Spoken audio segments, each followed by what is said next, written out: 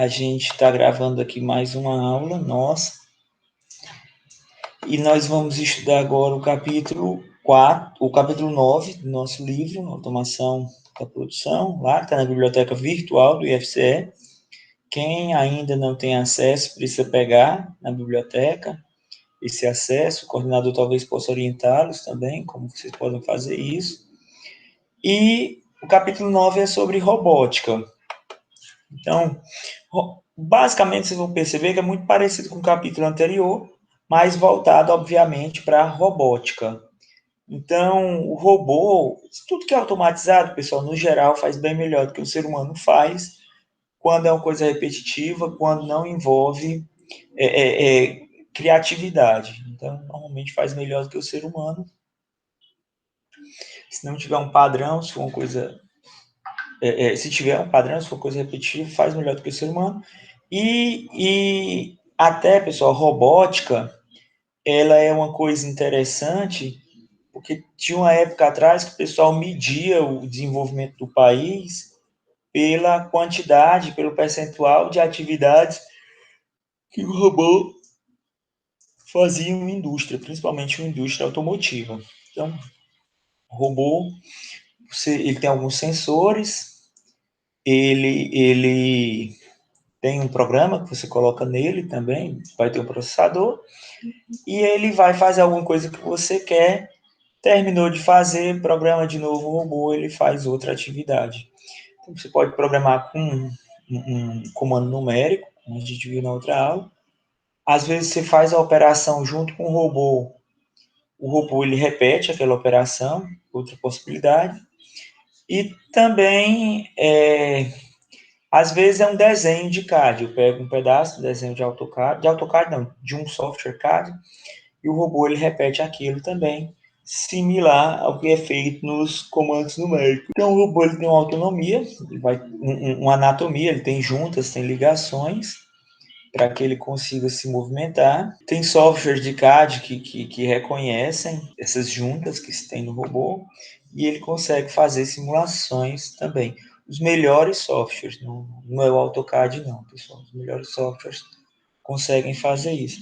Tem alguns tipos de junta linear, ortogonal, rotacional, torcida, rotativa, são tipos de juntas do robô. Tá?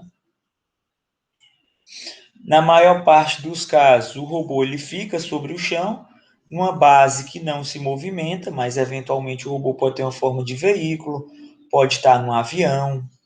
Então, não necessariamente o robô ele fica no chão, mas normalmente eles estão no chão, normalmente eles são utilizados na indústria. Eles vão ter alguns graus de liberdade.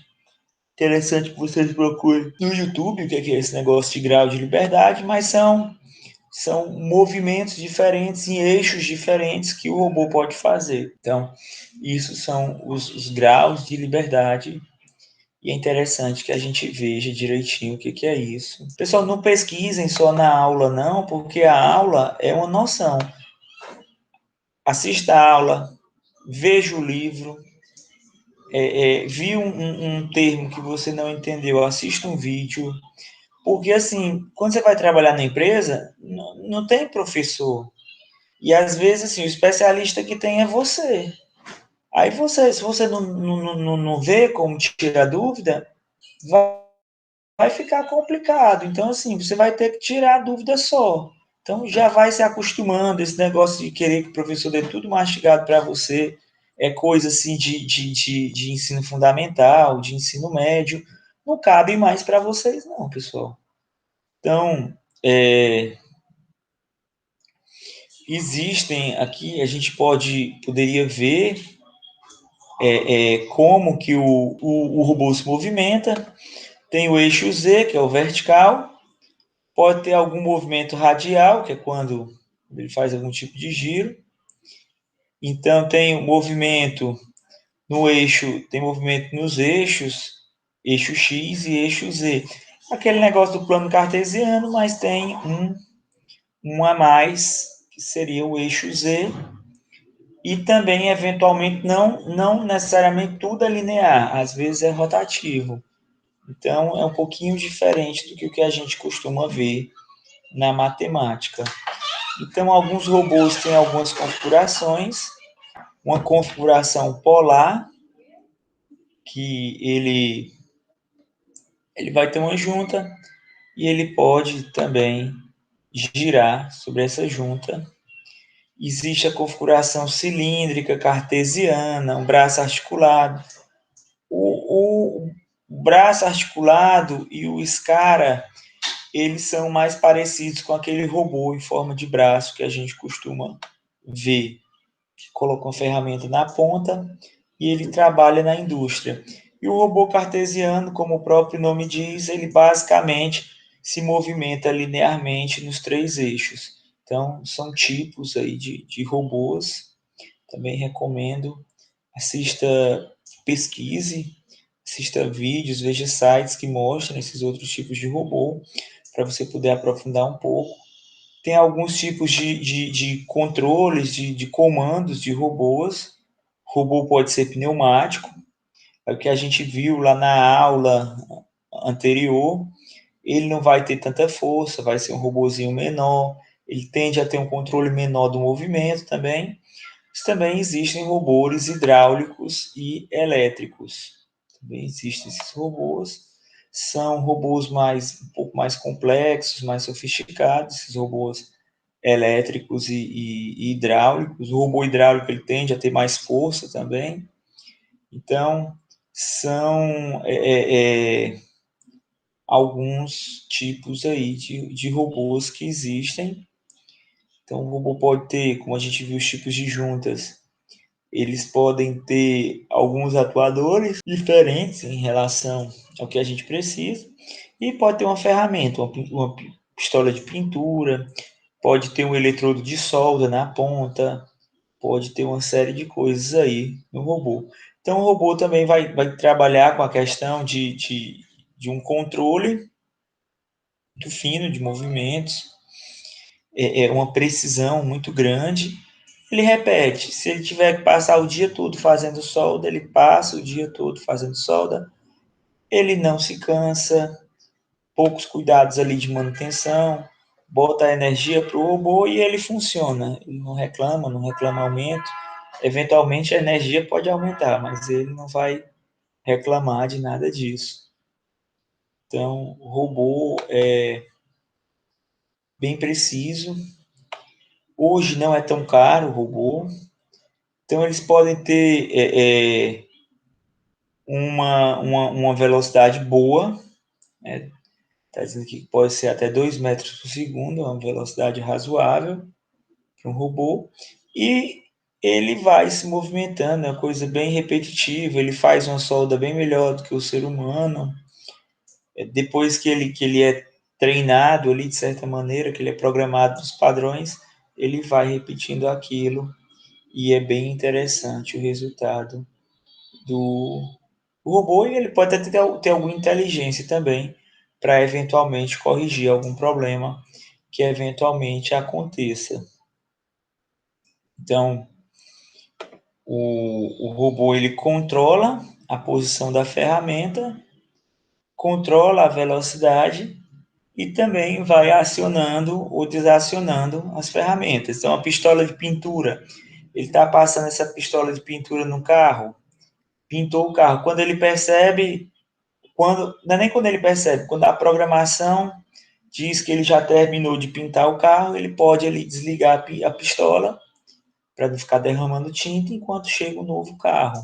Então, tem uma série de coisas que são controladas num robô. Então, ele também trabalha com sensores, também aqueles sensores que a gente viu o robô tem. Tem sensores táteis também, de toque mesmo, quando ele vai encostando. Tem sensores de proximidade, no caso seria, a gente viu que seriam sensores sônicos, ultrassônicos. E tem também, eventualmente, uma visão de máquina também, que tinha esses tipos de sensores lá. Ele joga um laser para perceber, ele pode, de repente, ter uma câmera, essa câmera vai percebendo determinados padrões, e pelos padrões ele percebe o que é que está ali próximo a ele. Então, tem uma série de coisas. Tem alguns tipos de robô que simplesmente faz o manuseio, robô que faz um processo, tem robôs que fazem montagem. Robô de manuseio simplesmente pega uma coisa, coloca no outro. Robô de processo, ele tem uma ferramenta que faz alguma operação no processo. O robô de montagem, ele faz montagens de peças, como o próprio nome diz. Então, tem alguns casos assim que é interessante se usar o robô, que é quando aquele canto é perigoso para seres humanos, quando o trabalho ele é muito repetitivo, então também é um campo bom para o robô. Quando a manipulação é mais complicada também para o ser humano, uma coisa muito pesada, o robô, se você quer que ele aguente, que ele suporte uma carga maior, faz ele maior, faz ele com metais mais resistentes, com materiais mais resistentes, o faz hidráulico também, então tem uma série de coisas que o robô também consegue fazer, que o ser humano não consegue fazer. Então, no caso de se troca muitas ferramentas, de repente, dependendo da forma como o robô ele foi feito, ele pode trocar muito rápido essas ferramentas. Então, de repente, eu tenho até cada ferramenta um trabalhador diferente. Eu posso ter um robô só que troque essas ferramentas e faça ainda o trabalho dos operadores. E quando também tem algum tipo de troca, a gente precisa ter uma programação. De repente, esse robô também ele faz rápido essas trocas. Setup, ele pode fazer um setup de uma maneira quase que automática também. Então, o robô ele é muito eficiente nesse sentido. Então, os robôs eles não enxergam e mesmo quando eles enxergam, simplesmente eles reconhecem alguns padrões. Então, é bem prejudicado em relação ao sensoriamento do próprio ser humano através dos cinco sentidos. Então, tem que ser uma coisa mais regular também para que o robô consiga trabalhar. É, não pode ser igual ao ser humano, que você coloque um canto aleatório e o robô vai lá e faz aquele serviço. Ele até faz, eventualmente pode fazer, mas seria um robô mais complexo, mais caro, mais difícil de programar. Muito provavelmente ele ficaria procurando ali o que ele tem que fazer. Então, isso é muito complicado. Normalmente você precisa de uma posição fixa para que o robô ele trabalhe. Tá? Então, alguns limites que o ser humano tem, o robô não vai ter esses limites. Então, o robô não fica doente, tem uma série de coisas aí. Muito interessante essa questão dos robôs. Ah, professor, mas eu quero trabalhar como engenheiro civil, mais ou menos como engenheiro civil. Beleza, mas a tendência é que os robôs também eles entrem até na engenharia civil, na construção civil. Tem alguns casos aí que já estão fazendo casas com impressoras 3D também. Então, isso é interessante que a gente saiba sobre isso.